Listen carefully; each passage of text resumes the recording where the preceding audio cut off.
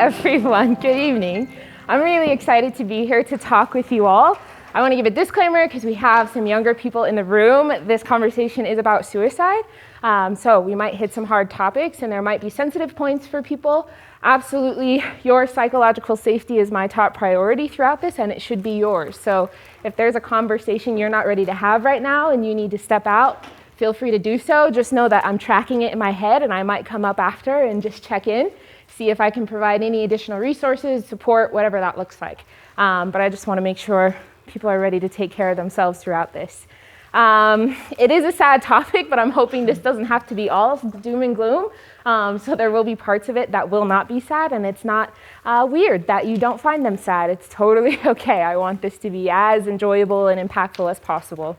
If you don't know, the bathrooms are right outside, so if you need any of that, there's also a water fountain around the corner.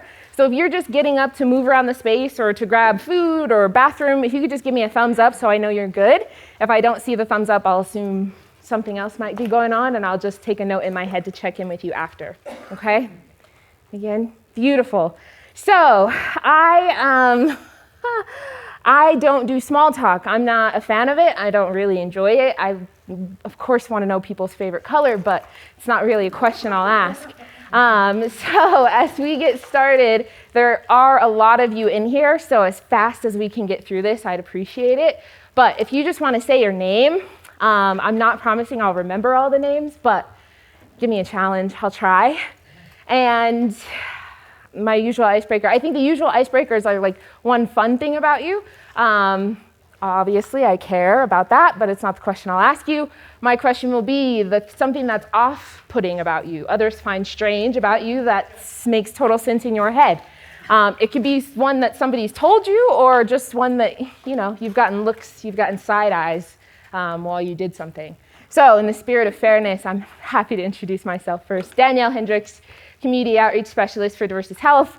Off-putting, I've been told the fact that I have no social media is like a red flag, so we're winning on that one. I'm all for it. As the Spirit moves you, but if the Spirit does not move, I will become the Spirit. So we need some brave ones to start us out here. Thank you. I put mayo on my hot dogs. Love it. Okay. Inventive. We're creating things. Love it. And what's your name? Amanda. Amanda. Beautiful. Thank you, Amanda. Yeah? My name is Rich, and I've been told I have a resting rich face. Beautiful. The book, you got to get to know before you just take the cover, right? Thank you. Who's next? Yes. Crunchy is my first name. And some may call me Crunchy, but it's okay. We'll go by K. Okay. It's quite easy for everybody. Okay. Love it. I can't pinpoint one thing. I think I'm just a weird, funny person. Love it. So. Yeah, as we all should be. Thank you, Kay. I'm Sonia, and I'm on social media either. Beautiful. Thank you, Sonia. I feel supported. Yeah, I don't do that one. Matthew, I try and make people laugh. That's great. I love that. Thank you, Matthew. Who else? Who's next? Thank My name's Joy, but I don't know that I have anything That's okay. off-putting at all. So. You're just living your life, not thinking about it. Beautiful. I love that. Thank you, Joy. Yes. Yvonne? Okay, thank you, Yvonne. Yes. No social media. Love it. Yes. I'm Derek, and my kids say that I'm mean. Okay. I heard us kids don't get cool until we're like 21, 22, so it comes in time. It happens. Sometimes later. Maybe later. I think I've made it. I don't know. I'm getting the side eye, so maybe not. All right, who's next for us? Yeah. I'm Kelsey. I get told that I'm off-putting because I don't like small talk either. So a lot of people stay quiet rather than engaging in lots of good conversations. It's fair. Yeah. Some people call it nosy. I call it curiosity. It's just different. Who's next? Yes. Roberto, and my kids tell me that I look aggressive when I'm driving. And I just tell them I grew up in New York, so I gotta look like you can't mess with me. Survival. That's not the case. Exactly, survival. Love it. Thank you. All right, there's a lot of you. Let's do this. I'm Tonya. I'm very socially awkward, and people seem to interpret that as grouchy. But I just don't know how to dive in. I love that. Yeah, I stay in corners in social situations, so don't let this fool you. I'm getting paid. All right, who's next? Who's next? Who's next? Yes? My name is Annie, and I can't think of anything, but I like to have chocolate for breakfast, lunch, and supper. Oh, I like that. That is awesome. That is great. Thank you. Who's next? Yeah. My name is Abraham, and I think snakes are absolutely adorable. I love snakes. Thank you for saying that, Abraham. Yes, we're on the same page. I love this. Yes. I'm Sherry, and I've been asked why I walk that way. Fabulously. Yeah, that's it. They're trying to understand so they can mimic. That's all it is. It's envy. Well, this came from a 4-year-old. Gotcha. They're a little meaner. They're cut different. All right, who's next? There's some people I still don't know. Yes. I'm Portia, and a lot of people become me also. And my children also. Good things come to those who wait for it, right? Okay. Who's next? Yes. My name is Alejandra. Hello, Alejandra. Thanks for coming. All right. My name's Erin, and my facial expressions are off-putting. Love it. It's just survival. I think it's, yeah. Mess with me if you want to. Who knows? Okay. Yes. I'm Kelly. I guess I have no verbal filter. No verbal filter. We just say things how they are. Casey. Hi, Casey.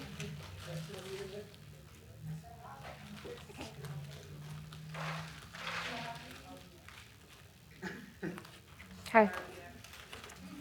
Happens for the best of us. We love that. All right. I'm scanning. I'm Elizabeth, and Thank you. I don't like driving at night or on the interstate. Colorado it's not a fun place for driving, if we're honest. Yeah, love that. Okay. Have I gotten everyone? Have I talked to everyone almost? Well, I don't know what I have, and my friends don't either. It's nice that you asked, though. It means you've got some great friends next to you, right? Beautiful. Okay. Well, really excited to have you all here with us. Appreciate you all answering my questions. I ask, one, I'm a little nosy, but also because I think it's important we know who we are, and those things that make us who we are, they're a part of how we engage with the world and other people, right? So knowing the good with the bad, with the weird, whatever that looks like, it's how we have all these conversations, it's how we support people, it's in everything that we do. So knowing the good things is great, but knowing the weird things is just as important, and same with knowing the bad. So just keep that in mind. Every piece of you can work to support people, no matter what that looks like, right? And so we just have to be open to it, okay? So QPR is Question Persuade Refer. It is a suicide prevention training. So as we get into this, like I said, your psychological safety should be your top priority. I want you to be okay in this room. And if it's not happening for you, feel free to take a break, do whatever you need, okay? So before we get rolling into everything, I have 2 questions to start us off with. First one is, how many of you have been directly or indirectly impacted by suicide at some point in life? Okay, so we've got some people in the room who know what that experience is like. And then my second question, how many of you are confident, comfortable having conversations about suicide with someone? Okay, so we've got some people in the room that are okay with it. I kind of don't put my hand up for that one because it's my job, doesn't make it any more fun. So it's important that we know what that looks like, and by the end of this training, the hope is that you all will feel a bit more confident to step into those conversations and offer support when someone needs it, okay? So the first thing we're gonna have is a video that just gives an overview of what QPR is and what it's hoping to do, and then we'll jump into some more information, okay?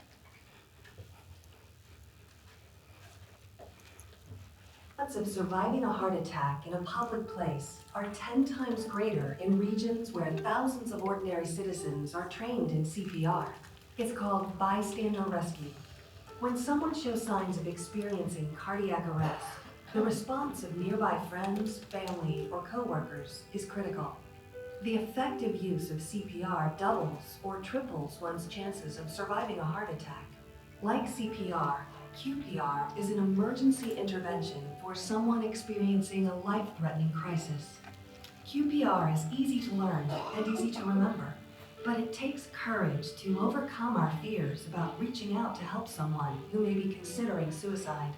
Research also shows that where QPR is widely taught, suicide attempts and deaths decrease. Just like CPR, QPR requires quick, bold, and informed action. Because suicide, like heart attacks, remains a rare event, we must train hundreds to save one, thousands to save hundreds, and millions to save thousands. There is an old Welsh saying, "No great misery goes unspoken." When we have a toothache, we tell people. We don't hide our pain. But because of the stigma and taboo around the word suicide, many people considering suicide don't speak plainly about their suffering. They fear our rejection. They fear that if they say something, we will ridicule them or make fun of them. As a result, people thinking about suicide often use indirect language. They hint at what they're thinking of doing. They send us coded messages, and they suffer in silence. Called suicide warning signs, QPR training teaches you how to recognize these warning signs, quickly decode them, and then question the person in an informed and compassionate manner to learn if they are considering suicide. Just as talking about physical pain helps diminish it, talking about suicide with someone willing and able to listen reduces psychological pain almost immediately. Trained QPR gatekeepers are merchants of hope, and hope helps prevent suicide. Millions of people have now been trained in QPR. Rigorous independent research studies support QPR as effective, and thousands of personal stories assure us that QPR is saving lives. When you use QPR, not everyone will be suicidal. Some people are simply stressed to the breaking point, but they still need help. Help you can give. Please note that you cannot put the idea of suicide into someone's mind. People are either thinking about suicide or they're not. The fear of putting the idea of suicide into someone's head is a myth that keeps us from acting when we should do just the opposite. QPR is a universal intervention for people in pain, whether they're thinking about suicide or not. While it takes a special courage to overcome our fears, we will teach you how to ask about suicide and to offer hope through listening. Listening is the power tool that restores hope in the hopeless. We know you can do this, and we will show you how. Preventing suicide. It's what people do.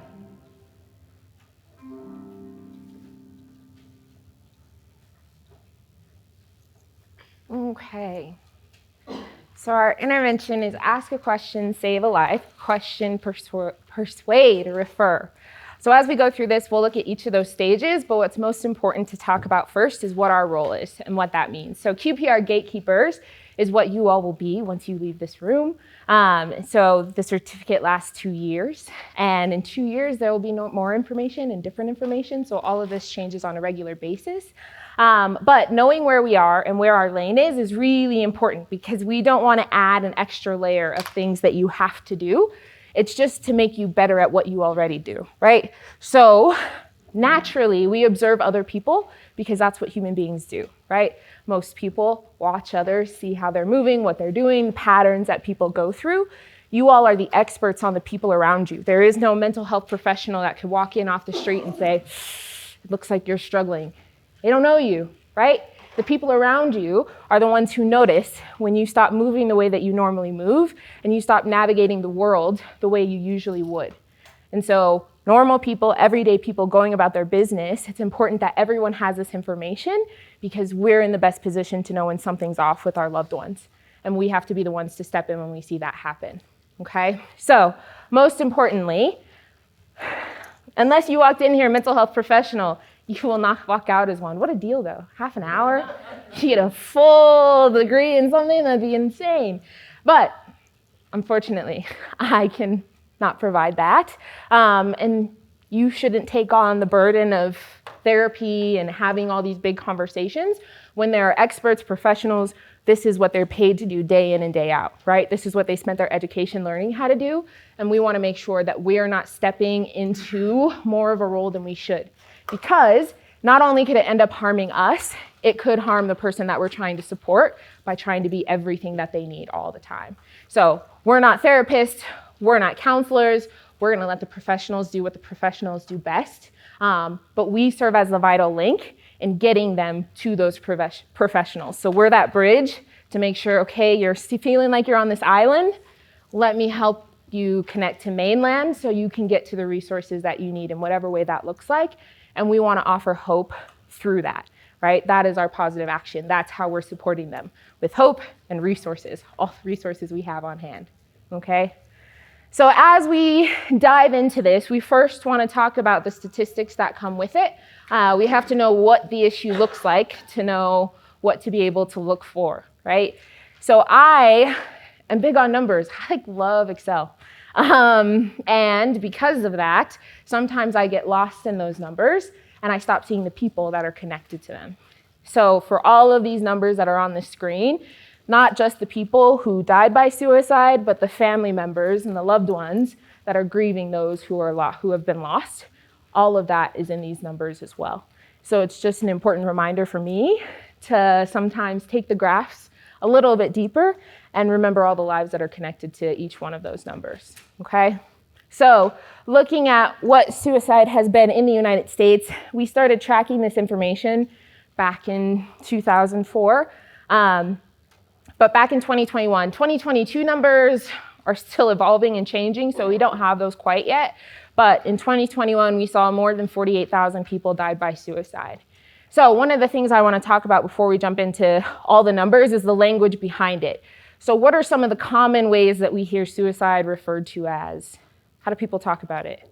Easy way out. Easy way out, yeah. I say they committed suicide. Committed suicide, yeah. And what do we commit? Crimes, sins, or we commit to relationships, right? So there's two very different ends of the spectrum of what commit means. Or they completed suicide, which means they died, and they failed if they stayed alive, right? So I've lost more than a few people to suicide, and those words just don't fit. So you'll hear me say died by suicide, ended their life, things like that. We talk about died by cancer, died of a heart attack. We're going to put in the same category as any of those others would be put into, because people, it's not a successful suicide, someone died, right? It's not a failed suicide because they lived. Those words don't make sense. So we want to make sure that we're just categorizing it in the same way we would any physical ailment. So they died of a heart attack, they died by suicide. And in 2 more years, that language will probably change. So it's constantly evolving, but we've come to this point where completed, committed, not the words we want to use, right? So in 2021, more than 48,000 people died. These numbers are always going to be a little conservative because some things are hard to determine, right? Was that a car accident or was it intentional? Was that an accidental overdose or was there intention behind it? So all of our numbers are a little lower than they probably should be because there are ways that things are documented depending on families and cultural specifications and religious beliefs, all of that weigh heavily on what we see in these numbers. Especially for El Paso County, we have Fort Carson, Peterson, they don't have to share their numbers with us or with our county coroner's office. So there are a lot of deaths that happen on base with our active military that we know nothing about because they don't have to share that with us. So there's a lot of numbers we don't see. But in 2021, across the nation, more than 48,000 people died by suicide. So we saw a dip in 2020, which surprised all of us. We were cautiously optimistic because we were hoping, hey, maybe this lockdown is getting people, back to home, back to where they should be. They're with family, we're growing. But what other reasons do you all think there could be for why we saw a dip in 2020? in those. Access and people who were with their families. I think a lot of people prefer to be alone, and so the constant having family there posed a hindrance to people who were in pain. Absolutely. So maybe having constant surroundings, right? There's always somebody home, something going on. Yeah, it doesn't get the same privacy. What else? They were at home, so if it was bullying, depression, that kind of stuff, they weren't around those people, and so they weren't having those. It wasn't in the forefront of their mind. Yeah, it was a little back there. Yeah, people are still there, but not as prominent as it normally is. Anything else? Yeah. You have to control your environment more. Yeah. You have to choose who you wanted to be around, who you're willing to be around. Absolutely. All that stuff. Who you saw, definitely. Yeah. Yeah. And so all of, did you have one? I was gonna say, a lot of the stressors were removed. Yeah. Couldn't go to work. So money was coming in from the government, all of that. Absolutely. And so there is no wrong answer, right answer, right? It's all speculation. We're not too sure. We know that mental health resources significantly increased in 2020 due to the shutdown. A lot of government funding went into people's mental health and all this awareness and all these conversations started happening. So that could be a piece of it. But we never know. It's just, we saw that dip and we were like, okay, people are really struggling, but there's the resiliency pulling through, right? And we saw that. I see you too. Wasn't there an increase in youth suicidal, from what I remember the news? Yeah, so we're going to talk about that and put that into some, but that is an important point. Thank you. They deregulated some of the access to mental health stuff. Like, I had a family member who we were able to get a psychiatrist by telehealth, like same day. Mm-hmm. We didn't have to go in and make several appointments in order to get prescriptions. Like, they were able to do a telehealth, and that same day we were able to get the prescription. Yeah, there was a lot more access to resources, especially with telehealth, which was great because that connected us to our more rural communities who don't have a lot of those resources anyway. So we were able to make some great strides with the mental health resources throughout 2020. So that's part of the reason we're hoping we saw that decrease. But in 2021, we saw that pull right back up. And so then it's people getting back into real life, right? Bills start coming in again. There's no more government funding. Some jobs came back, some didn't. All of that looked very different coming back into the world in 2021, right? So this is the number the states ranked. So the rating is per 100,000 on our board here in 2021. And so it was a bit surprising for me to see California at number 46, but they don't have people dying at the rate that people are dying on the first part of our list. So Colorado has always been within the top 5-10 states since they started collecting this data 20 years ago. So looking at the top 5 states, what do we see common for our top 5? Isolated areas, absolutely. What else? Mountain, high altitude. Mountain towns, high altitude, yeah, absolutely have something to do with it. They're pretty much neighbors. Where it's cold. Neighbors, yeah, so we're all in the same region. Weather, absolutely, it's a bit colder in those places. Yeah, so when we look at these, we go by the 3 A's. So that is accessibility. In these top 5 states, they have more rural spread out areas. There's less accessibility to resources, right? If you only have one therapist in 50 miles of your home, how likely are you going to that therapist? Not very likely. Of course, telehealth has helped cross a lot of those boundaries, but that was a big issue for a lot of these places, right? And then there's availability. So we have lists upon lists, waiting lists for people to get in to see therapists, psychiatrists, all of the mental health professionals, right? And so in these more spread out places, those lists just get longer. And then our last one is acceptability. So in our top 5 states, a lot of them have that cowboy culture ideal, right? If you can't handle it, you can't handle it.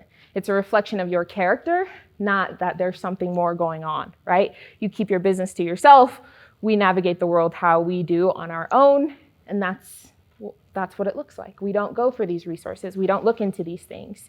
And so with all of those 3, it leads us to those being the top 5 states. That's where we see the commonalities lie. Another one that's sort of on the side is gun ownership. So, not coming for anybody's Second Amendment, you have the right to bear arms in whatever way that means to you. But there is something to be said. If you are not in a safe state of mind, who locks up means to those lethal access, or the lethal means in your house? Who's responsible for removing those when you're not in a place to make good decisions for yourself?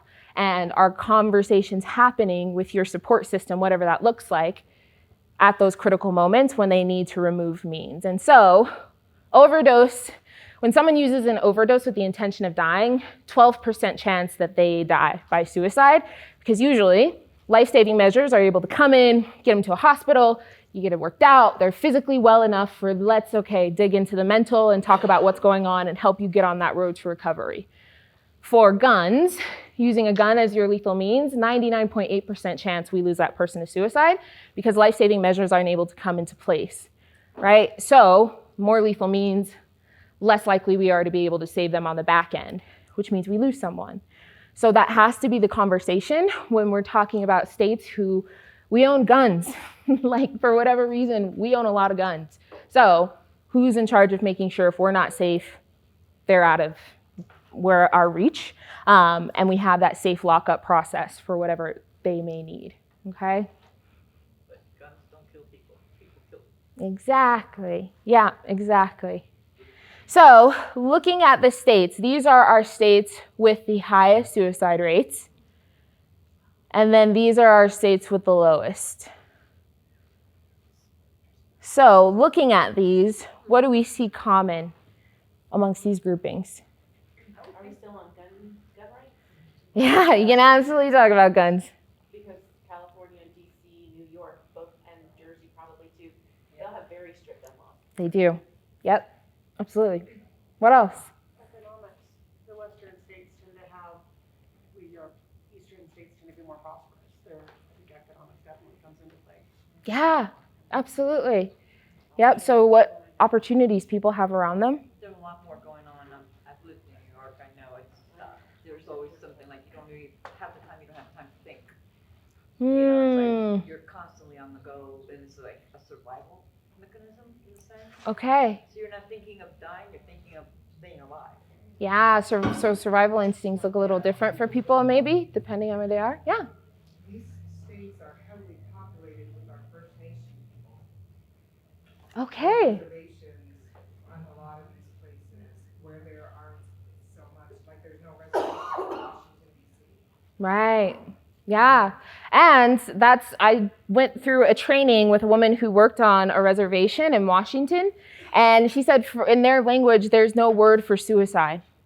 So how do you talk about something? How do you even open up a conversation when there's no word for what's happening? It's happening, but nobody's talking about it, and it doesn't exist. So how do you move forward in that? How do you create resources around them and support around them, right? That's really important. Anything else? Population-wise in general, community plays a massive factor in people's mental health and whether they're surrounded by community or not. More populated places, absolutely. You see less of it because there are just more people around.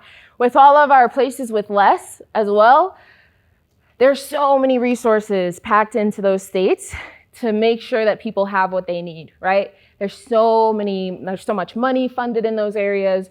There's so many resources, access to it, ways to find access to things. It's just different versus the states with the highest. So that also plays a big role in this. We talked about it. So looking at this, breaking down our numbers by what this actually means.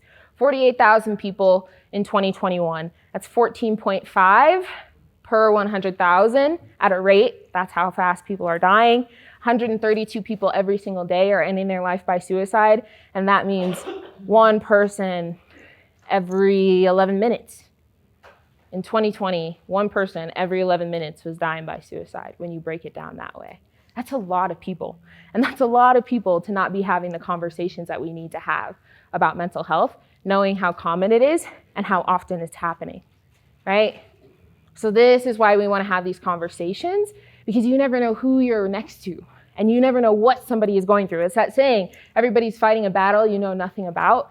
That's real, and we see that every single day when we have one of these people ending their life every 11 minutes. So it's important that we sit in these conversations and we know what to look for so that we can start to step into that gap between then making those bad decisions, that permanent decision to a temporary problem. Because that's what suicide is. It's a permanent decision to a temporary problem. But that person can't see that it's temporary. It doesn't feel temporary. So how do we step into it for them and help them see how temporary it is and getting them to the professionals that they need who can help, right? So to look at different demographics, men are 3.5 times more likely to die by suicide than women. Women attempt suicide 3 times more than men. So this comes into what lethal means are we using? Women are more likely to use an overdose as lethal means, which we can get in and have life-saving measures. Men are more likely to use a gun as lethal means, which we don't get people back as often from that, right? So looking at that, knowing what that looks like, what populations do we need to be more in touch with and having conversations with and wrapping support around makes a lot more sense in our community. So we know suicide doesn't discriminate. It's one of those interesting things. And this is where people's sympathy versus empathy is always tested. So I don't know if you all have seen that video. Brene Brown has the hole with the, I think it's like a deer and an elephant. I don't really know. But difference between empathy and sympathy. Sympathy is somebody's in a hole. You look down and say, that sucks. Here's a sandwich. I hope you get out of it, right?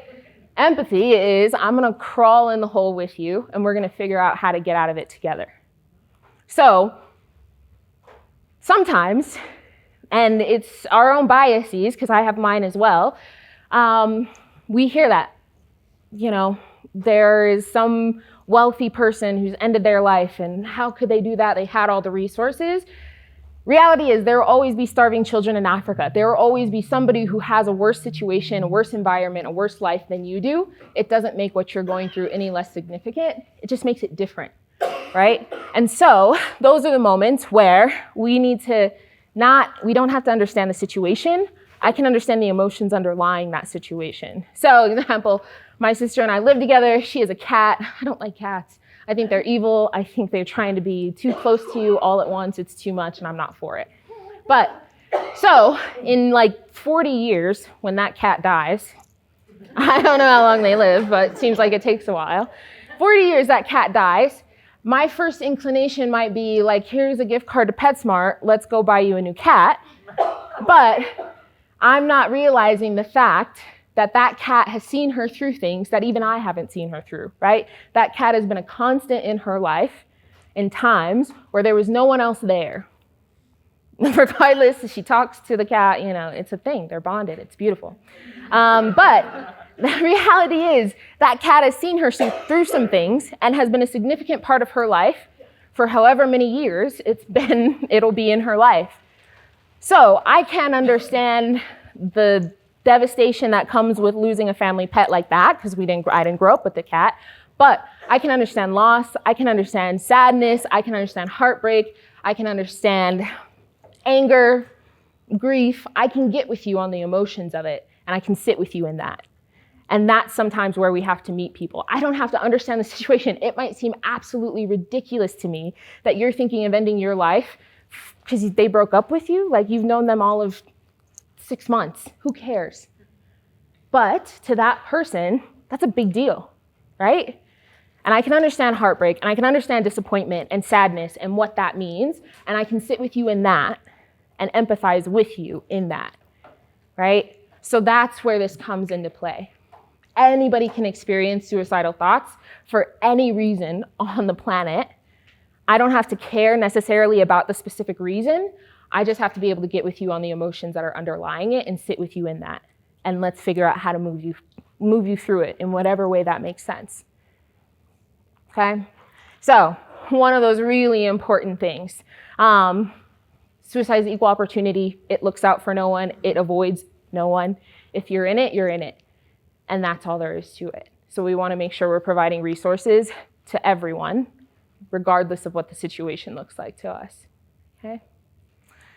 So, looking at the actual process and how many people go through it, we like to say that on average, oh no, my clicker moved.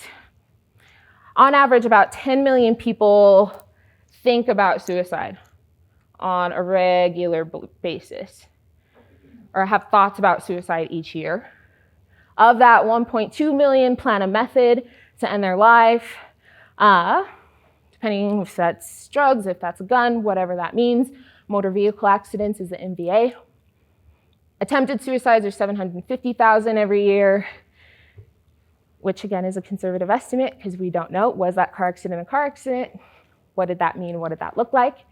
And the amount of people who died in 2021 specifically, more than 48,000. So this is sort of the scale that people go through. Anyone can have a suicidal thought. It does not have to be, oh, I'm gonna end my life tomorrow, and that's it, right? It might just be a passing thought, like, hey, it'd be great if I didn't wake up tomorrow. Like, it'd be cool if I was done, right? And we know those people, and we know what that looks like, and we know what that sounds like. And so we go in and talk to even young people about this because I started losing people at 11 to suicide.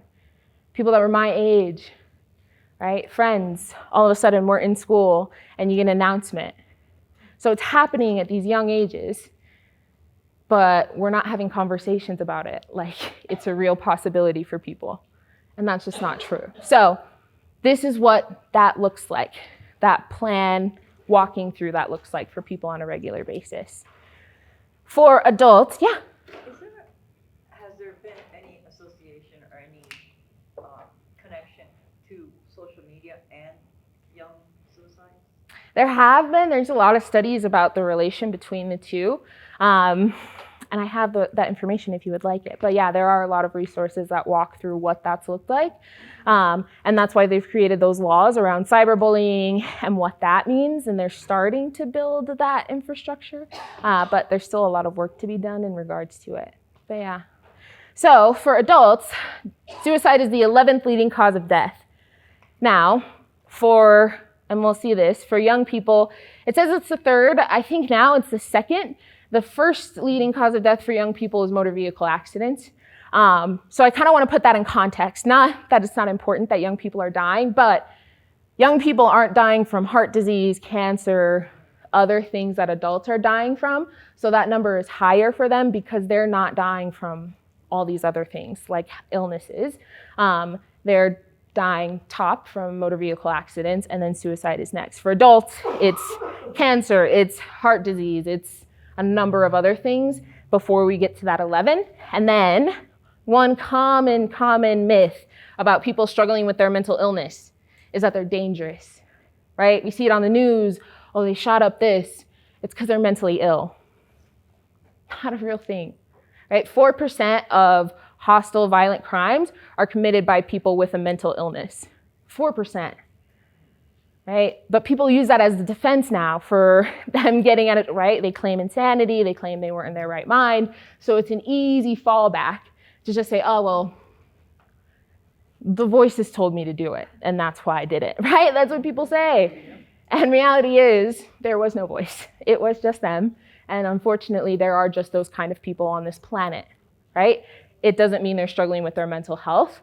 And so we want to debunk that myth because homicide is number 12 for leading cause of death for adults, meaning that people who are struggling with their mental illness, they're more likely to isolate and harm themselves than they are to go out and harm anyone else. And that's a really important thing to remember because if you start to have conversations with people, people get skittish and scared. We see those people in Nevada, Tejon, walking down the street, they're talking to themselves, oh, they must be dangerous. They're not even thinking about you. They can't even see you. They don't know who you are. Right?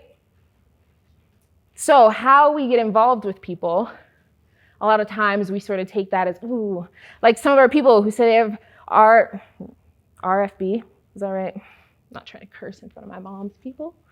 But we say that. We look a certain way, so people assume certain things about us, and that tells, or whether or not they choose to engage with us. Well, you look kind of mean, so I wanted to give you 6 feet of distance, right? But that person could be really struggling and waiting for somebody to say something to them, but nobody will because we're only looking external. So it's important that we sort of break down some of those barriers and really think about the spaces that we're in and not underestimate the impact you can have on somebody else's life by just acknowledging them, right? They're just like, hi, how are you? You might be the first person they talk to that day. You might be the first person to actually look them in the eye. We don't know. So when we step into those conversations, really working to put down some of our own biases, which is hard because some of it is survival, right? I'm not telling you to go up and talk to all the strangers. I'm for sure not. I do it all the time, and I tell you, you sign up for a ride in that. But to just be open to it, right? To not take it at face value, to not take people at face value, and not turn away just because it seems a little intimidating or scary or whatever that looks like, but just lean into it every once in a while. Because you might learn something, and they might help you more than you thought you were helping them at the end of it. Who knows? I've learned some great life lessons on street corners for some reason, just standing waiting for a light to change, and somebody comes up and talks to me and has a full-blown conversation. You just don't know. So it's important that we make sure we're open to those things. Right? Oh, yeah, there it is. So looking at our years since 1950 for young people, suicide wasn't as much of a conversation for the time that it was in, not that it wasn't happening, but there were just different things going on, right? Me and my father was born in 1946. He's like 75, I'm 25. He's like, I don't know what you do for work all day. Let me tell you about it, right? Because these conversations weren't happening at that time. You had a roof over your head, you had clothes on, you had shoes on your feet, you were physically well. What's the issue, right? And sometimes that's really important because people don't even have that, but noticing that there's a whole human beyond that and just being open to those conversations. Again, I don't have to understand the situation. I can understand the emotions of what's underlying it, right? So, break it down a little further. We want to look at our different ethnic groups, and I'm just going to put them all up here. I think that's it. There might be one more. There it is. So, men, 3.5 times more likely to end their life by suicide. And looking at that, we see it's common for all of our different ethnic groups. Men are dying more by suicide than women. Women are attempting suicide 3 times. So think of the men that we see that end their life by suicide. Women are 3 times more likely to attempt, right? But they have life-saving measures in place. So it's not that women are struggling less, they're using less lethal means. We're able to intervene, get them on that road to recovery, and get them back up and running to that successful life, whatever that means for them. So all of this is happening, and these are per 100,000 people, right? All of this is happening in our communities all the time, day in and day out. People struggling, something is happening. We just have to know what to look out for, okay? Looking at our different age groups, and just to put this out there, when we talk about suicide with these numbers, medically assisted suicides is not included because people who go through, well, only like a few states have legalized medical assisted suicide, and people who go through that process have to meet with psychologists, they have to meet with doctor after doctor after doctor. It's a long process, so they put in all of the work to be able to say, there is no chance of my life improving with whatever illness, whatever is going on for them, and that's why I'm asking to end my life and wanting to do that. So we wouldn't necessarily be talking them out of that because they've gone through all the procedures, they've talked to all the people to be able to make that decision. So these numbers don't include medically assisted suicides. This is people who have died unexpectedly by suicide. Anything surprising, anyone, of these numbers or reactions to them?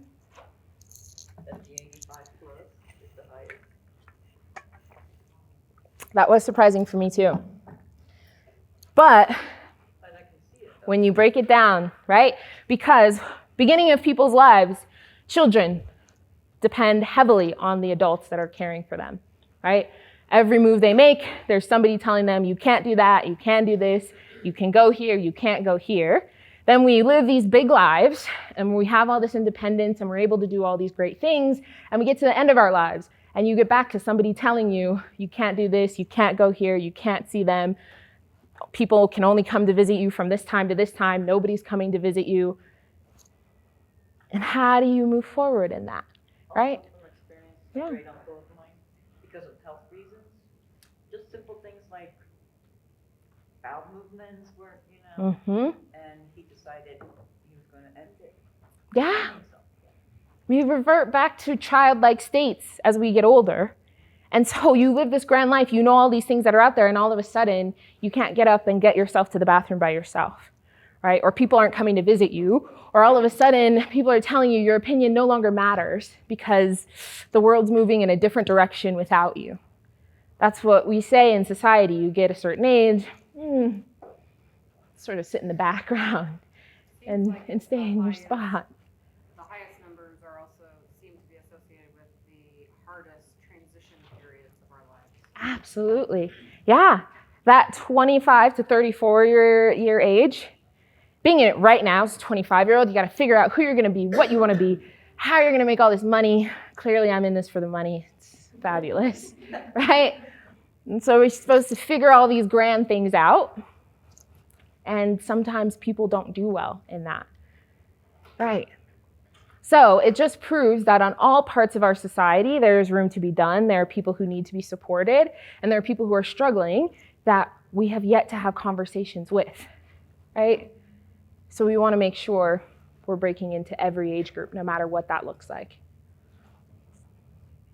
So just to give you some context of what it looks like El Paso County, this was our coroner's report from 2021. This number actually changed. So it says 176 people died by suicide in 2021. They just changed that number like 6 months ago to 186 because, like I said, the investigation into some of these deaths takes time, and how they first say, oh yeah, this was a suicide or this was a car accident, then they look into it a little bit more, see how the person's life was going, what was happening for them at that time. No, it seems more like this was intentional rather than a car accident. Okay? So those numbers continue to come out and shift and change, but we see lethal means, firearms was used far more often than any other, and 81% of the suicides that happened in El Paso County were male. So again, conversations, the groups that we need to be having conversations with, that we need to be providing support for, is that happening as often as it should, and what's stopping us from having those conversations, or for helping them start the conversation amongst themselves, right? Yeah. Mm-hmm.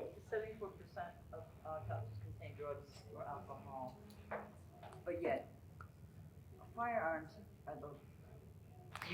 Yeah.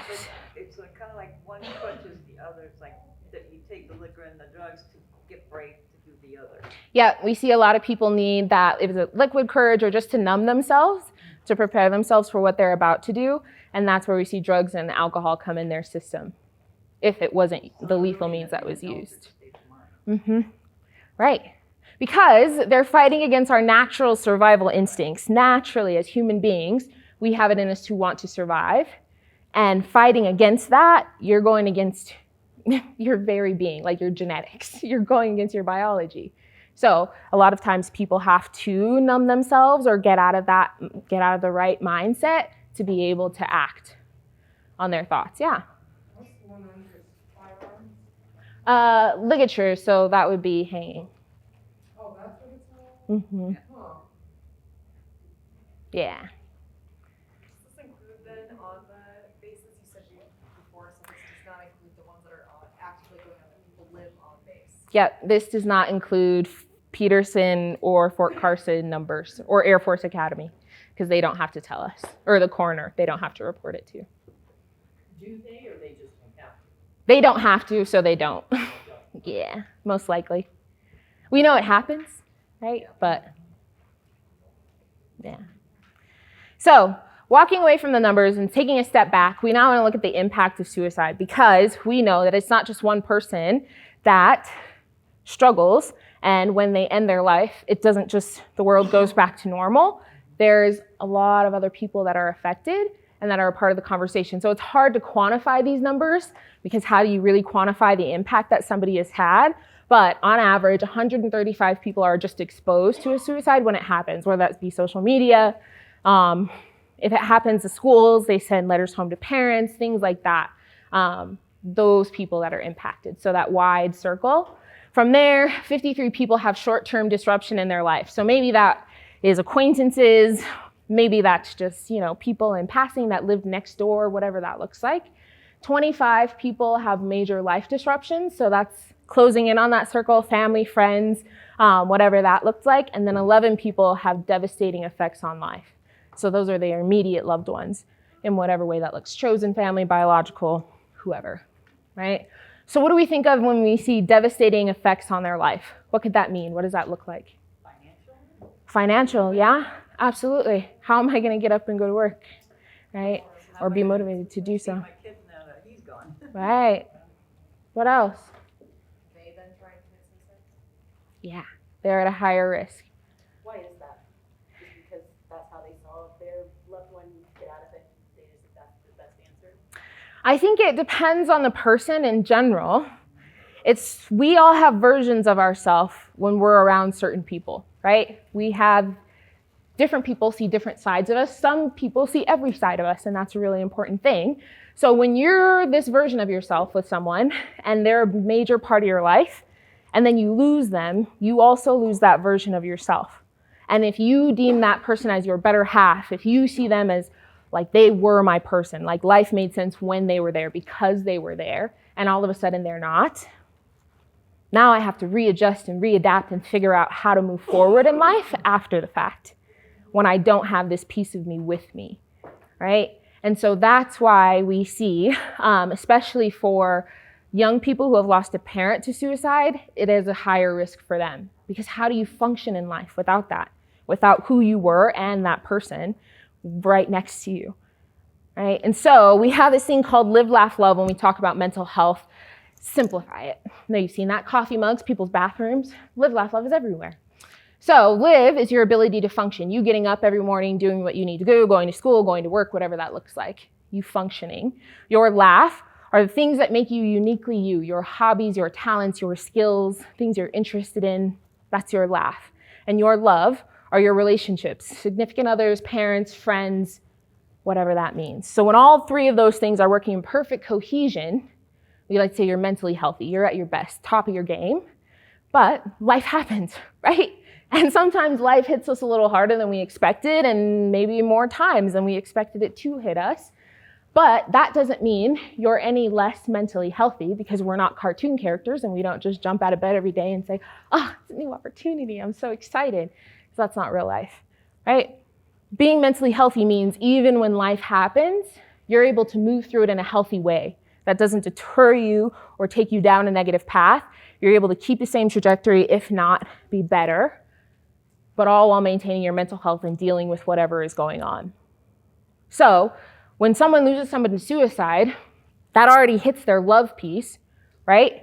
And then if they were a part of your day-to-day functioning, how are you doing that now? And if they were a big part of your hobbies and your talents and what you love to do, now you've got to figure out how to move through that. How does that differ from just natural death or like a disease or an accident or something? You still go through those same things now.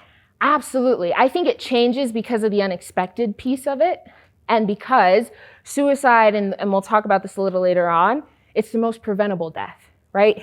When people step in and have these conversations and work through it with the person and give them the resources, the outcome changes versus if someone is sick, you can, throw all the medicine at it, you can throw all the money at it. Sometimes things just don't change. And so that's different. But when you lose someone unexpectedly in a way that it didn't have to happen, that's where grief hits differently for it. Not more or less significant, just different. Yeah. So we want to get into the myths and facts about suicide because there are a lot out there. And so the first one is no one can stop suicide. It's inevitable. Once it happens, it happens. Not true. I wouldn't be standing here if that was true. There are so many different ways to step in and have these conversations. It's just about us being able to see what it is for what it is and help the person to know what resources are out there for us. Our second one is asking a person about suicide will only make them angry and increase the risk of suicide. Anybody have that concern? I for sure have, right? Like, what if they weren't thinking about it and then I just said it and they're like, well, should I be thinking about suicide? Because you just asked me. Never the case, right? Because I'm not just asking you, are you thinking about killing yourself because you showed up to a meeting late? Like, that's not why I'm asking. I'm asking because I've seen things over time, and it seems to be getting worse, and it's impacting your live, laugh, love. It's not allowing you to function the way that you need to function, and it's disrupting these major parts of your life. And because of that, I'm concerned, and that's why I'm asking. I've never asked anybody this question, and it's been met with anger. It's been met with no, and I believe it's a no, but there's still something wrong. So let's talk about what's going on so we can still get you to the resources you need and make sure you have that support, because something is still happening, and we need to figure out how to help you through that in whatever way that means, right? Only experts. Like I said, you all are the experts on yourself. No professional can walk in and say when something is wrong with someone close to you faster than you would notice it. So noticing it and knowing who you're around, trusting yourself, really important in this process, right? People considering suicide, keep their plans to themselves. This one, as somebody who's lost people, it was hard to hear, right? Because I think it's a myth and a fact at the same time. Myth in the way of they express it in some way, shape, or form, right? There's not a single person on this planet that's having those thoughts, that's struggling in this way, that's not saying it in some way. But fact in the way that they may not be saying it to the people who would recognize it for what it is. So if I want to keep and maintain the expectation that you have of me, I'm going to go out of my way to make sure I'm not setting off any alarm signs so that you won't feel like you need to intervene or ask me questions or know what's going on for me. I'm going to show up exactly how I always do, because that's going to lead to least questions. Now, people have a number of different ways of expressing themselves nowadays. They have fake Instagram accounts, Facebook, whatever. So they may be putting things out there, but they're putting them out there to people who wouldn't know what it means and have no personal connection to them to be able to say, hey, this person, I'm worried about them. Like, do you know somebody that's close to them? They don't show it to those people. So it can be both, depending on the person, but everyone who is thinking about suicide and planning if they get to that point is expressing it in some way, shape, or form, right? They just might not be expressing it to the people who need to know or can be in the best place to help, or to know what it looks like when they see it. Okay. So those who talk about suicide, do not do it. This is a theory of the boy who cried wolf. Because we do know those people, right? They put everything on social media. Their whole journal is in their social media, and they're constantly talking about this and KMS and I'm gonna just kill myself and who cares? All of that is happening, and we don't take it as seriously because they always say that. They're always like that. Just ignore it, right?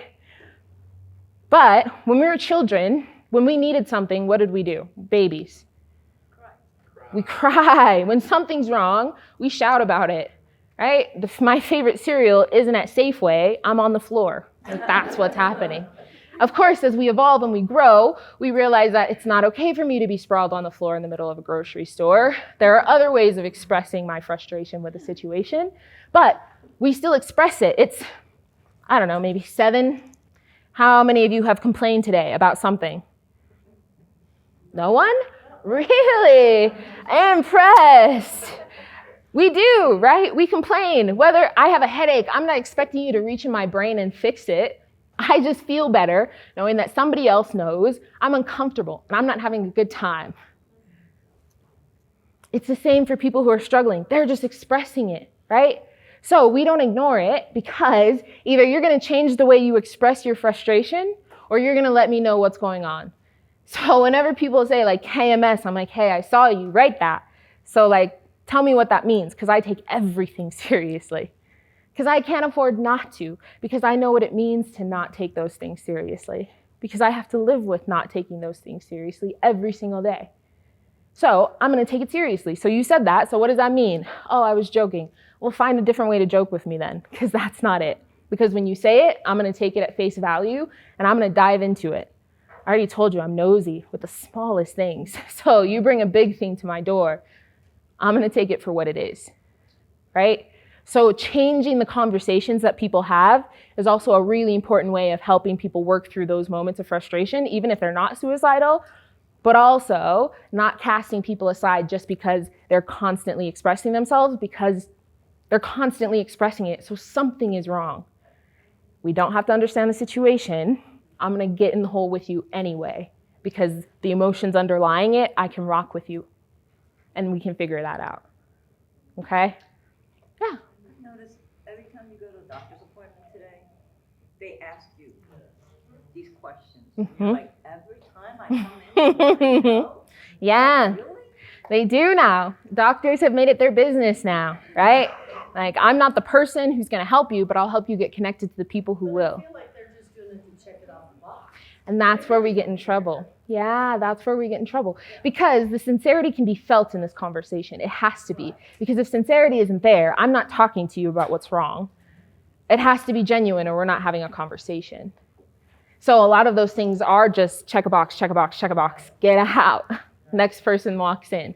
So that's why, again, it's on us as just regular people to be noticing those things, right? Because professionals, whether they can't, don't have time for it, or they don't want to, they're not seeing all the things that need to be seen. Yeah? So you don't think it's important that you included in wellness for children, the assessment, to see if they're depressed? I think it's important. I think it depends on how it's done, right? I think you know when you're just being checked off a list. And if I really want to sit down and have a serious conversation, I'm really struggling. How often do we feel confident having a conversation with somebody who's like, yep, is that happening? Okay, no, okay, done, okay, this. Oh yeah, that's wrong. What's wrong with you?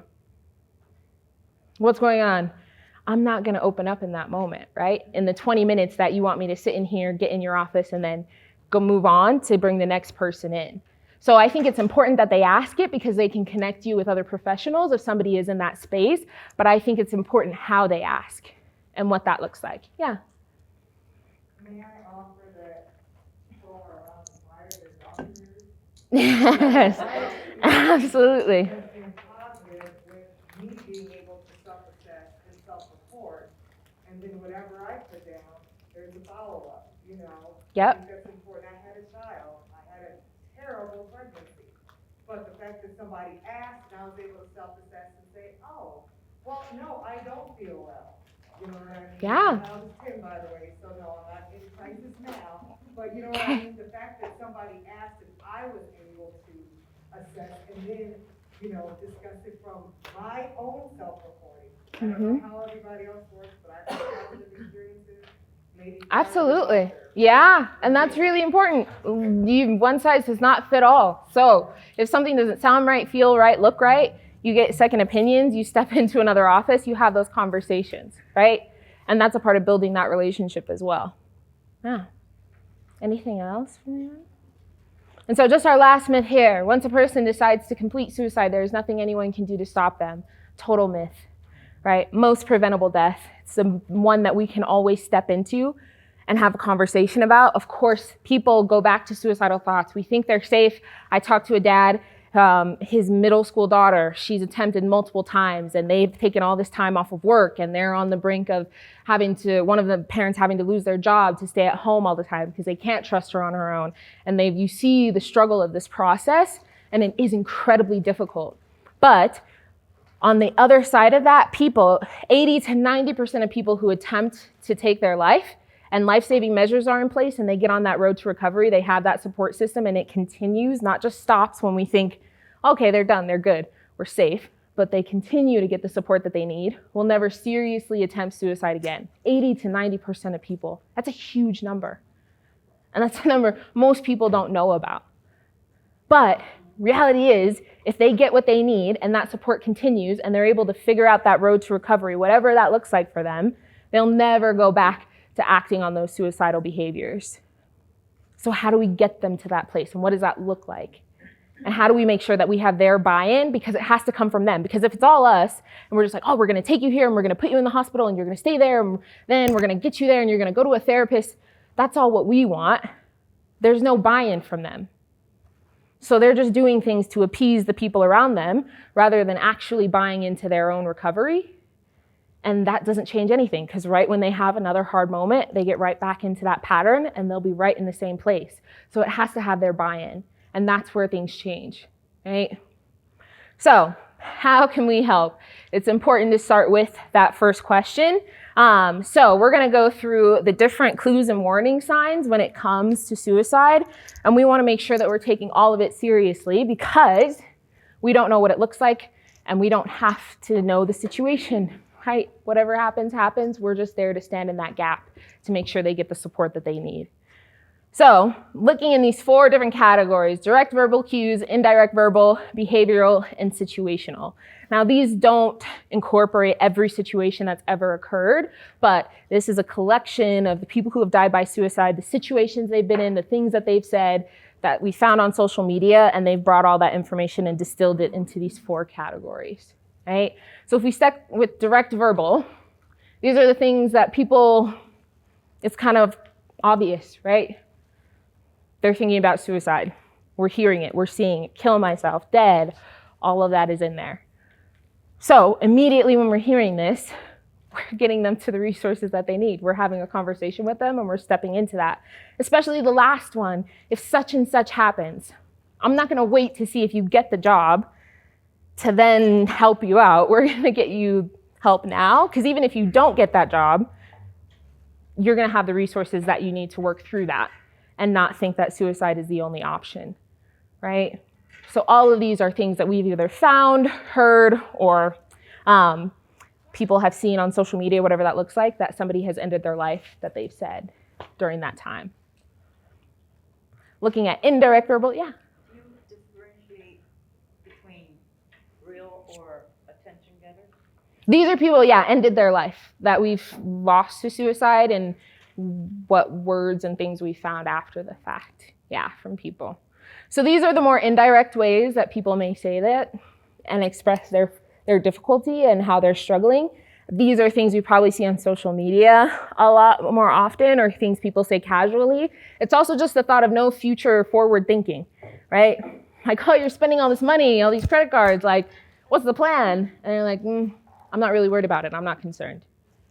I'm not really thinking about it. If there's no forward thinking, then that's a concern for me, right? Because what does that mean? You're not thinking about tomorrow, and that says no hope. Yeah, you're not thinking about moving forward, and I'm concerned about what that looks like. Oh, did I lose it again? I lost it again. So, 1 more here, 2 more. Oh. And so for our behavioral clues, again, hard to sort of put it all together, but these are the ones that we see more commonly for people who end their life by suicide. One of these is the brightest red flag. Anyone have an idea which one it is? No. No. Nope. Acquiring a gun or stockpiling pills. So if we see this, that means they've not only been thinking about it, they have some sort of plan and they're trying to gain the means of acting out that plan. So immediately, if we see someone who's never had an interest in guns, never even talked about them, all of a sudden they're looking into gun ownership and how much does it cost to buy guns, what kind of guns, what bullets go with what gun, all this information, and they've never been interested in it before, that's a big issue. That means you're trying to gain things to act out a plan. You see them stockpiling meds, like, why do you have all this medication? For what? Right? So we want to step in when we see some of those things happen immediately when we see those things. Yeah. And looking at our situational clues. So what is going on in their life that could have led them to this point? Again, one of these is brightest red flag. It's kind of 2. Which one do we think it is?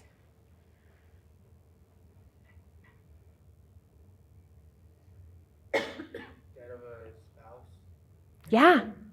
So it's that one mixed in with loss of any major relationship.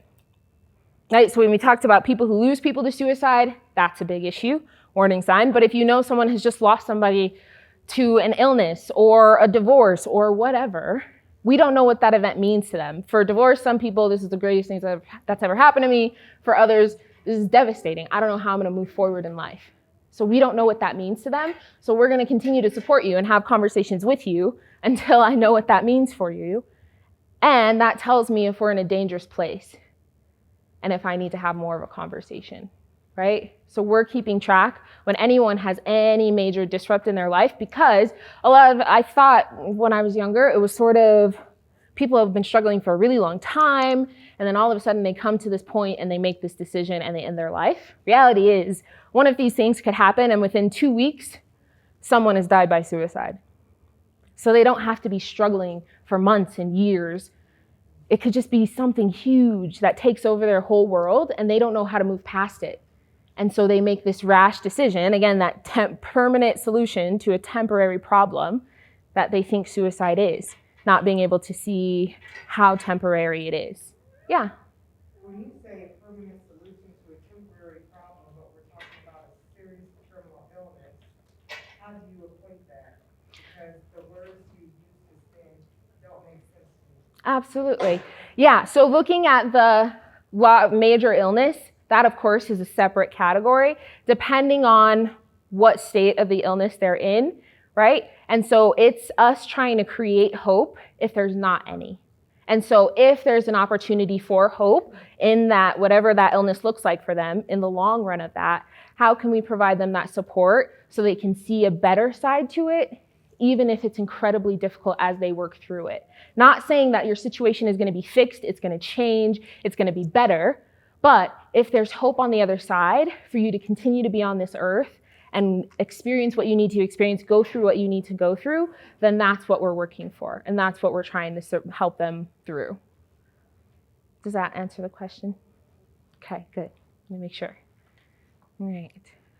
So, and the last one, right? And so this might be for our older population where we see a lot of our last one, fear of becoming a burden. Same with people who are maybe experiencing those extreme illnesses, right? Being a burden to the people they care about and making that choice.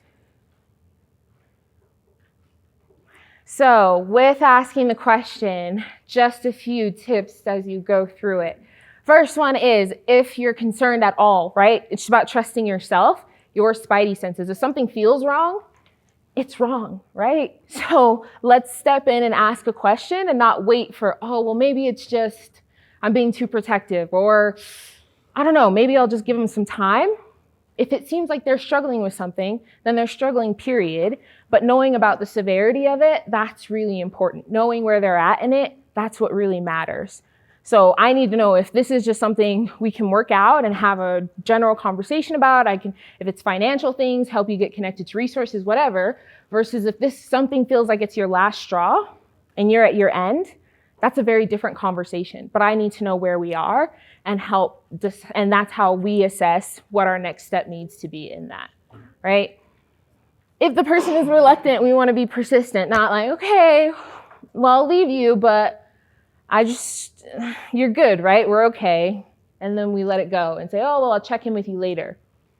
If it feels wrong, again, trust yourself. If it feels wrong, it's wrong. Don't just leave and not push, right? A lot of times it feels like, I don't want to, if they don't want to tell me, they don't have to tell me. And I don't want to overcrowd them or whatever it is. I'm not saying you need to scream in their face and shake them of something's wrong, tell me. No, but we don't just leave. If it still feels wrong, we sit in it. Okay, you said no, I heard the no, but I feel like there's something more going on, because when people experience a lot of the things you've experienced, they end up in these really hard places. So I want to give you a chance to get some of that off your chest and to allow me to help you find out how you can move forward and what that means. But we sit in it with them, right? We never want to start this conversation in a public place. I don't know if you've ever had that happen to you. You're sitting at a table with a bunch of other people and it's like, so what's been wrong with you? In the past couple of weeks. I'm not talking to you in that moment, right? We're not having that conversation. So have it private, try and find time for it. Don't start the conversation and be like, but I gotta jump in the car in 20 minutes. I got a meeting. So what's up? Make sure you have the time, make sure you have the place to be able to really sit and have that conversation. You don't want to talk a lot. If you're talking a lot, you're not doing it right. They need to be the one talking to you. You ask the question, we sit in it. If they need to sit in silence, we're going to sit in silence with you, because eventually somebody will talk. People just naturally don't like silence a lot of the time. And so if you sit in silence, it will bring it out of them, right? So allowing that to happen and not trying to just fill it like, I really want to support you, I really want to help, because sometimes our emotions overrule what should be happening and take over in that moment rather than sitting back and just letting them say what they need to say. So just making sure you allow them to speak freely. This is the hardest piece. You have to be objective. And that comes into place of, are you the right person to have this conversation? There are certain people I would not ask this question to, not because they don't need to be asked the question, but because I can't be the one to hear the answer, because I don't want to know the answer. And I wouldn't be able to support them in the way that they need to be supported. And that is totally okay, because we're human beings and we shouldn't try and take on something that feels like if we get swept up into it, we're going to be in a bad spot, right? This only works when we're able to take a step back, allow them to have all the emotions, and keep ours in the back seat. So if you can't do that with this person because they're too close to you or whatever the case may be, totally fine. Find somebody who can ask. Just say, hey, I've noticed this, this, and this is off. I just wanted you to know, can you have a conversation with them? Can you step into this? Perfect example, my father, something was going on with him, and I saw some things. Me walking up to him and saying, hey, Dad, I've noticed some things are off. He's not taking me seriously. We're not having that conversation. One, because I'm his child. Two, because I'm 50 years younger than him. And three, because for male and female, sometimes those things don't compute both ways. Regardless of all the education I've had and all the conversations I have about this, sometimes things just don't translate, right? So if I went to my mom instead and said, hey, I've noticed some things are off, like, would you have a conversation with him and just check in, see what's going on? That's his partner in crime. That's his person, right? They've committed to being on each other's side and good and bad. So that conversation looks different. And if she can't do it, hey, we're finding somebody else who can. But if you're not the right person, then you're not the right person. And that's okay, because trying to force yourself into that position might cause more harm for you and the person you're trying to support than help. And we never want to be on that side. So it's all right to sort of take a step back if you need to, okay? And then for our last two, so you all have the little QPR card. That is super helpful. You also have a list of resources in the community, really, really helpful. And so just keep track of those. Put numbers in your phone, whatever you need to make sure that if somebody asks you for something, you're ready and you've got it. And you know what the resources in our community look like. So it's important how you ask a question is less important than that you ask it. We want to make sure the question is asked, because that's how we figure out where we are. All right, so I've got a quick activity for us as we go through this. So you all have my bios, which I totally hate. On the back of those, we're going to do a quick activity. So it's a silent activity. You'll need the person next to you. You are going to draw a question. Now, it doesn't have to be a specific question. It doesn't have to be about anything specific. But you're going to draw a question. No words, no question mark. You're drawing a question. So every time I say that, I see people's faces, and they're like, I don't know what you're saying to me. So, can I steal? I can totally get you new paper. Can I steal this from you, Abraham? Thank you. Oh, I'm sorry. Not yet. Don't start drawing yet, because we're going to be timed, okay? So, if I drew something like this, that's my question. What it means, you don't have to say. But you're not... Oh, it's just a house with like a heart. So you're just drawing a question. Doesn't have to be about anything specific at all. Who did I steal this? Did I steal this pen from you all? Did I steal this pen from you? I think I did. Here you go. So it doesn't have to be about anything specific, but don't talk to the person next to you. But what is that question? I don't understand. That's the whole thing. You're just drawing your question, and you're not telling anybody what it is, what it means. So just draw a question. You're going to have 30 seconds, any question you want, and we'll go from there. So are people ready? 30 seconds. Drawing a question. Ready, set, go. Whatever question you want, nothing specific.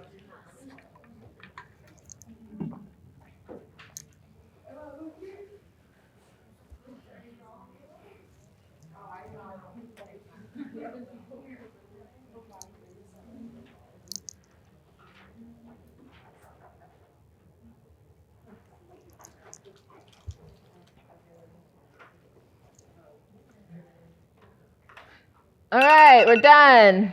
So now with the person next to you, you're going to swap your paper, but don't start yet. You're going to be drawing the answer to the question you think they're asking.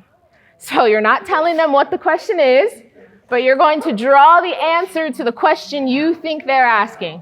Oh, wait, don't start yet, don't start yet. You've got 20 seconds. We ready? Oh.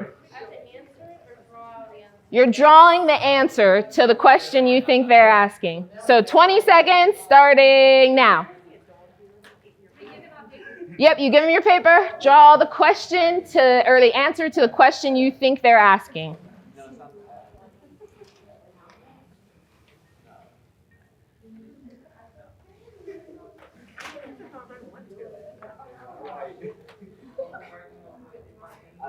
Done. I know. So now you're going to talk to your partner. What was the question? What was the answer? How close were you? Did you get it right?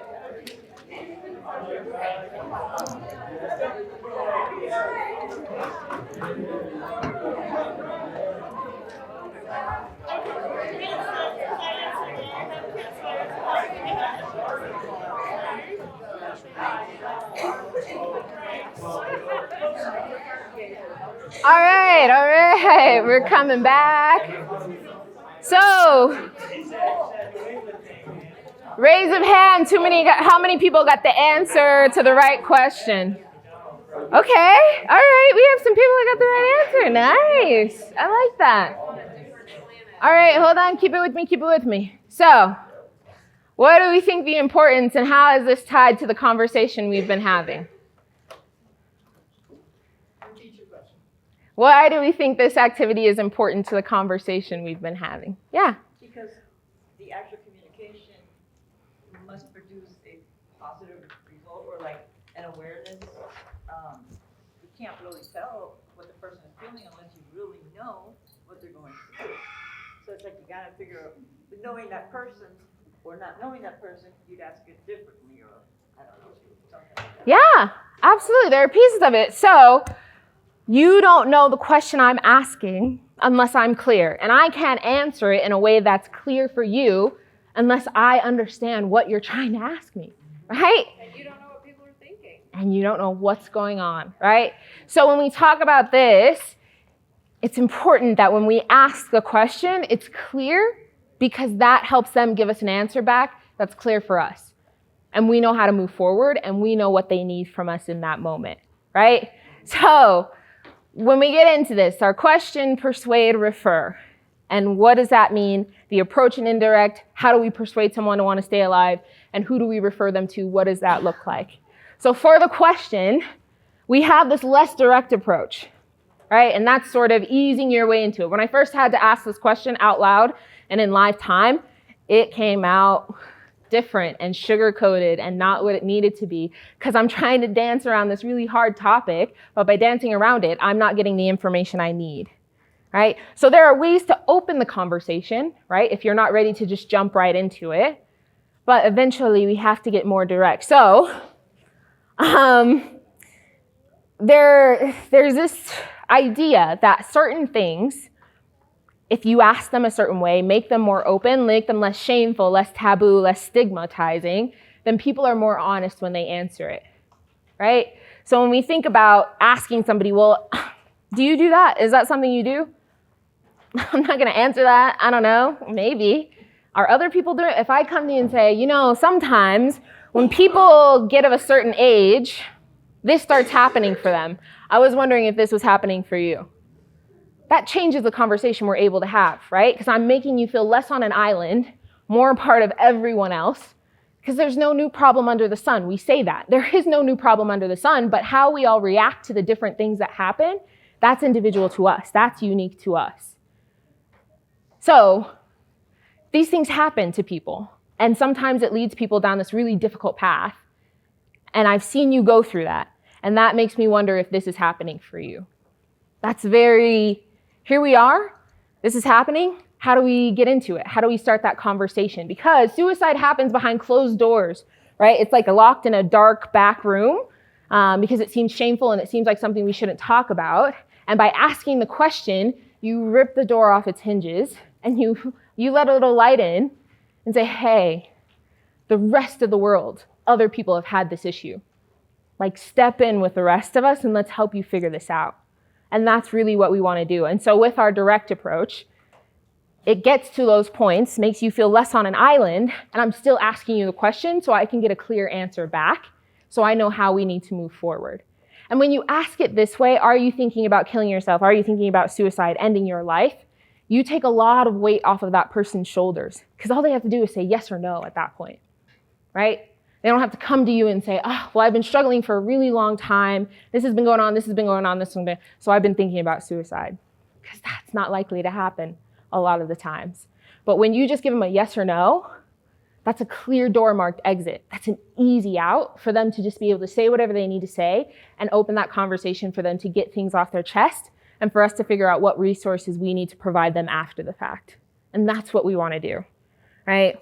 So, whether you've had to ask this question or not, it's important that you hear yourself say the question. So turn to your partner and you are going to ask one of the direct approaches, right? To your partner, whoever is answering the question, all you're doing is saying, no, thank you for asking. I want to say, if you are really struggling with something, please let me know, because I do want to support you and find whatever resources. But just to hear yourself say it in a space that's a little less intimidating than having to walk into this conversation fresh, you'll just ask the person next to you one of the direct approaches. If you're answering, you're just saying, no, thank you for asking. So I'll give you a second to do that.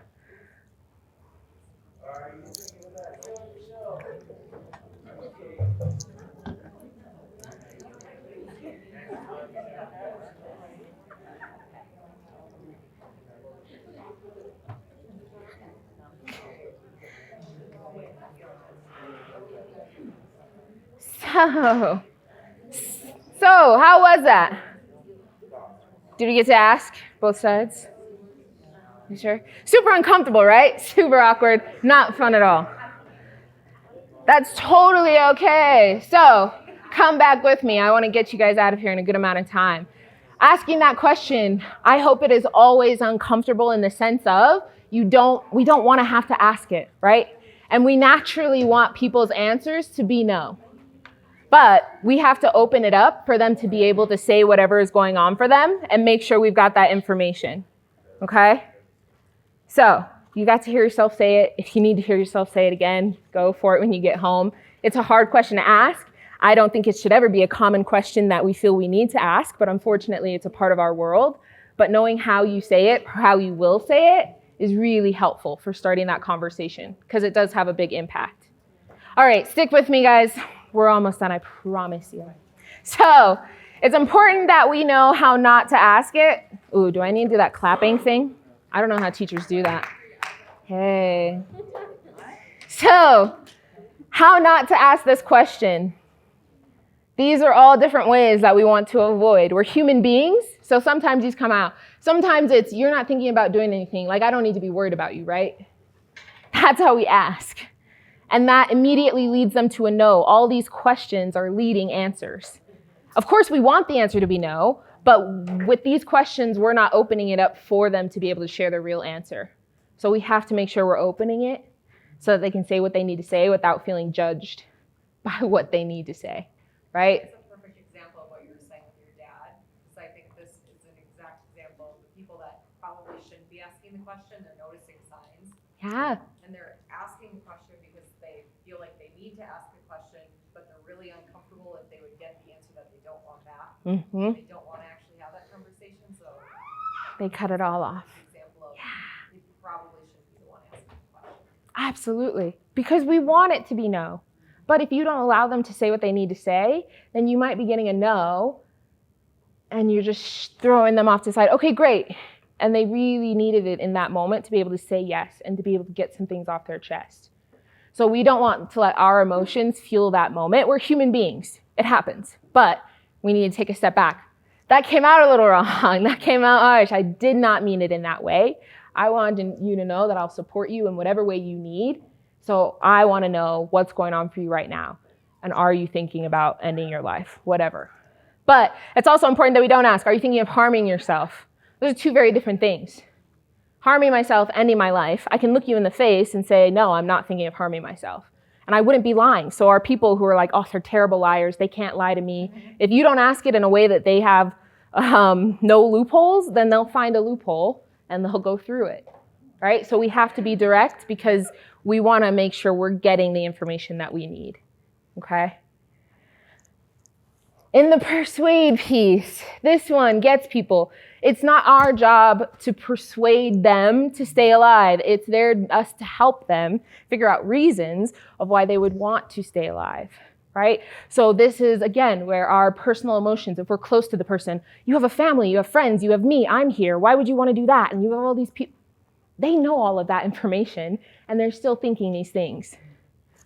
So, not that those people don't matter, not that those things aren't important to them, but right now it's not top of focus, it's not top of mind. And in some ways, they might be thinking they're doing a service to those family and friends that are there. And for other people, they just don't have family and friends that they're connected to like that. But that doesn't mean they shouldn't be alive, right? So it's not our job to give them a reason to want to be alive, it's to help us, help them find a reason. And that comes with the conversation, and that comes with us just sitting in it with them and letting them lead and letting them talk to us. Because in that conversation, we'll hear a connection to life. Naturally, they'll say it. And sometimes it's as vague as, but. I want to end my life, but.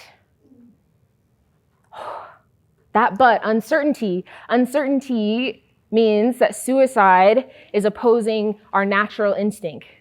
Right? So it's these two different things, wanting to stay alive and wanting to end their life. Those two things in their body are opposing, and that creates uncertainty. When somebody is suicide and that's it, all of that goes away. Uncertainty doesn't exist. But that uncertainty is a connection to life. So I heard you say but, and I don't want you to make a permanent decision like this without thinking it through. So can we use that as a reason to keep you safe right now? And we can get you to those resources, and you can figure out what all of that looks like, right? So that's really important, because all of this is saying this isn't long-term thinking of how in 10 years am I going to make sure you're still good. This is me thinking, how do I keep you safe in this moment, right here, right now, until I get you connected to resources for the professionals to step in and help you from that point forward.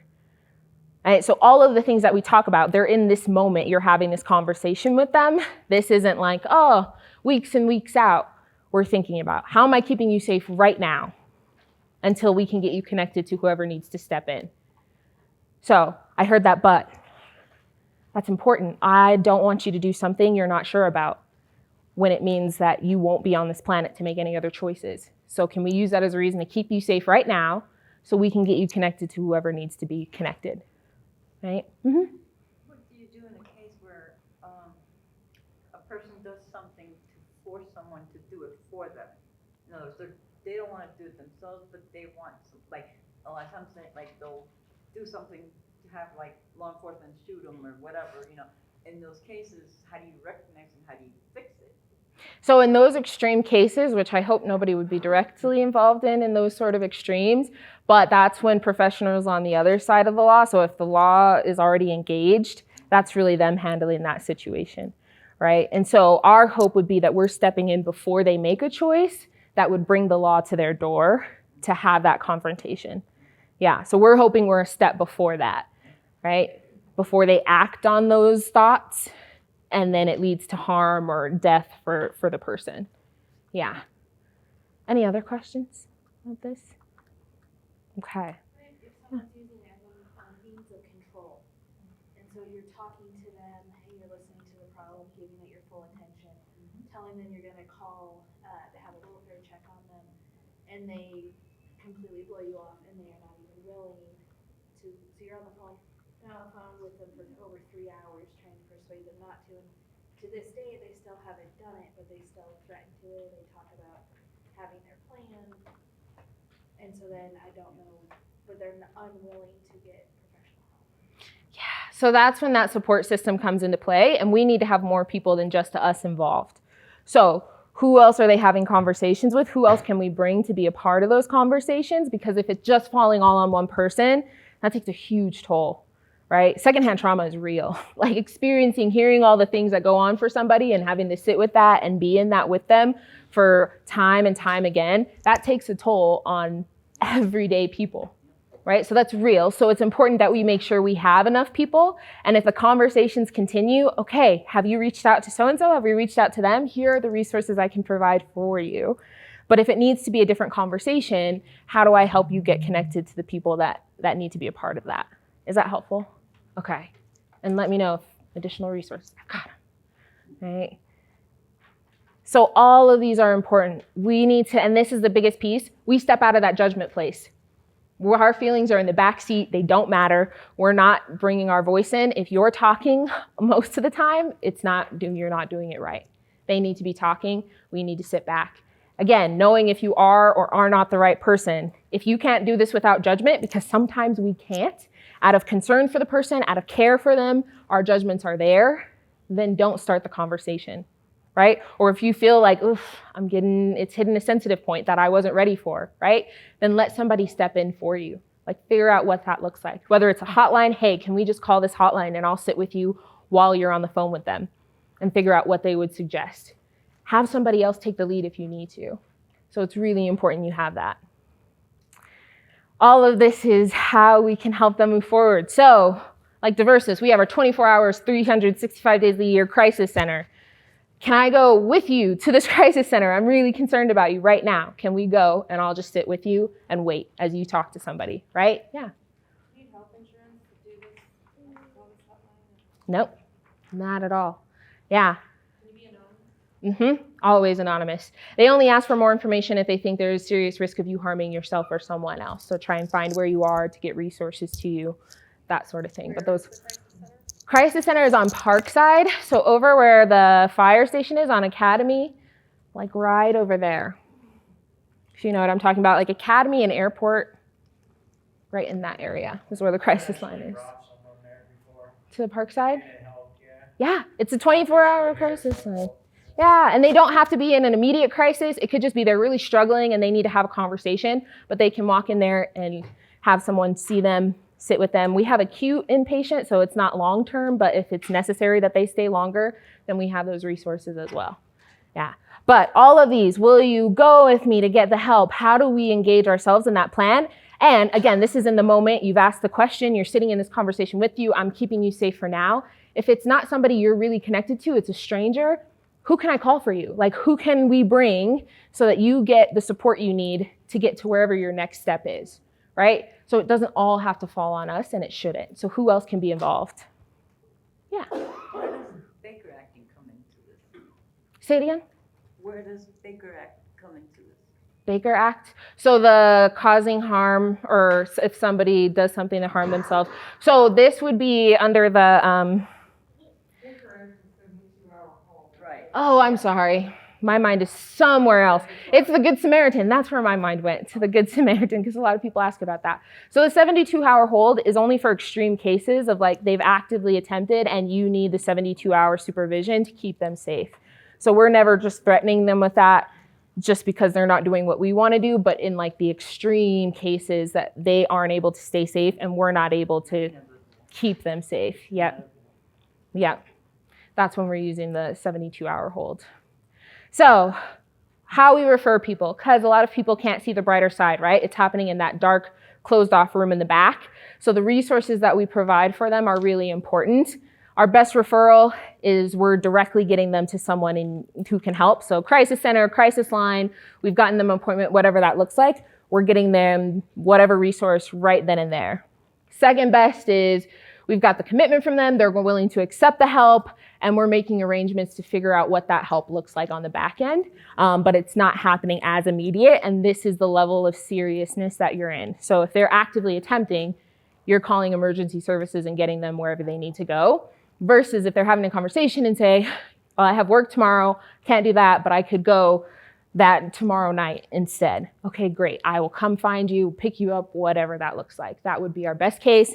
And then the third is we've got a good faith commitment, which can be shaky because life changes so fast, right? They might feel good in that moment and then they go home and something else happens and they're right back in that difficult spot. So we don't recommend that one as much, but we've gotten that good faith commitment if there are no resources available or you can't seem to get them connected to anything. That's sort of where we want to sit after we've asked the question and had that conversation with them, okay? So all of these resources are on that sheet that I gave you. Psychology Today, Open Path Collective, it's like a dating site for therapists and mental health resources. So what kind of insurance do you have? What age do you want them to be? Do you want them to be of certain religious preference? All of that to help you find people in your area that can support. NAMI is an incredible organization. It's run off of person lived experience. So they have support groups for family members of people with mental illnesses. They have grief support groups. They have people who are actively, I just got this diagnosis and I don't know what it means. And there are people who I got this diagnosis 20 years ago and this is how my life has looked and this is what has happened. So putting them all in one room and supporting each other and helping figure out what life can look like on the other side. So they're just a really incredible organization to help with that. We also have the Trevor Project. So for a queer community, if you need additional resources about any of that, they have a hotline as well. So a more direct conversation on some of the things they might be battling. We also have Man Therapy. The whole website has been significantly specific to men, right? So it's all men, the people who created the website, how it looks, the things that are on it, it's all directed at men. And for any suicide loss support groups, anything like that, Pikes Peak Suicide Prevention Partnership, incredible organization. Their services are free. They are suicide specific though, so people who have lost someone to suicide, grief groups, therapy, all of that to help them work through that. They also have a teen advocacy board and their teens come and do presentations at local schools and have these conversations with their experience with mental illness and what that has meant for them and people they've lost to suicide. So they're just a really great organization for young people as well. To talk about, and all of this again is on that sheet, the different resources in terms of med lockup. So you can take your meds to a pharmacy if you're concerned about somebody's well-being and drop them off and come and pick them up after. Gun storage, safety locks, all of that. What does that mean? How do you create a safe environment for somebody who has access to lethal means and may not be in their right mind all the time? So what does that look like? All of these resources are there to help you make sure that if you have someone you're trying to support and they're struggling, you know what resources are available. We've gotten to the point in college, we had to lock up everything. You need to find me if you need a Tylenol, because that's what we're doing, right? And so if that's the need, then that's the need. And we're gonna make sure that we keep you safe. And it is a little annoying and it is frustrating, but I'd rather you be frustrated and alive than the alternative. So making sure they're set up for success in that way and how you can support them. Can you go back to that screen really quick? I want to break down. Absolutely. And it should all be on the other sheet you have, but if it's not, let me know and take pictures of whatever you need.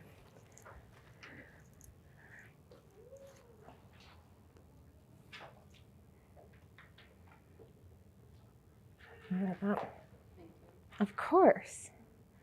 Okay. So after you provide this intervention, right, this conversation that you're having, it's that one big conversation. Of course, it'll be spread out if you choose to support the person after, somebody close to you, but really what we're focused on is that big conversation and how do we get them to the resources they need in that moment to keep them safe. So any willingness to accept that, it's good, right? It's positive. That means they're seeing life more than they're seeing death. And we take that as a success, but know that it comes with a lot more resources and it comes with a lot more work on the back end. It doesn't just end there. It has to continue, right? So other things to just note, any efforts to persuade someone instead of attempting suicide will be met with agreement. People don't naturally just want to end their lives. So you helping them build this plan and having their buy-in on it, of they have actually built it. Here's what I plan to do. I want to go here. I want to talk to this person. And that's how I'm going to be safe in this moment. It's all been created by them. So their buy-in into that is what makes it successful. And that's where that relief comes in, right? Because they actually feel it, because this is something they actually want to do that we've helped them work through. Okay. And important things for us to know, just how to provide that encouragement, how to make sure we have hope, knowing who else can be involved, right? If they've said, oh, I've had terrible experiences with therapists, then your first recommendation shouldn't be a therapist. If they have a priest, a pastor, a mentor, whoever around them that would be influential and important for them to have a conversation with, bring them a part of the conversation. Have that a piece of it, and make sure it makes sense for the person you're supporting, okay? And know what's in our community and what all of this looks like, because the more you know, the better equipped you'll be to protect and provide those resources to them. And just following up, we continue to support them. It doesn't just end when, okay, yeah, I'm not feeling like ending my life right now. We don't just drop them off and say, okay, good luck. I'm glad to hear that, I'm out. But if you want to provide support after, or making sure that they have other people who will provide that support after is really, really important. We see everybody show up for all these significant moments and then they disappear the minute it seems like it's over. And that's where we lose a lot of people because they get right back into those patterns, right? So, important that when you're providing QPR, we're just planting those seeds of hope as gatekeepers and working as that vital link, that bridge to get them where they need to be. So, it's really important that you all are here. I appreciate you all taking the time. You all are creating a community that's safer to have these conversations in right now by sitting and listening to me for this long. So, we appreciate you taking the night and spending your night with me to talk about this. Okay, and if you have any other questions, feel free to come up and ask me. I'll provide as many resources as I know about. And I hope you all have a very safe, lovely night, and we'll see you later. Thank you.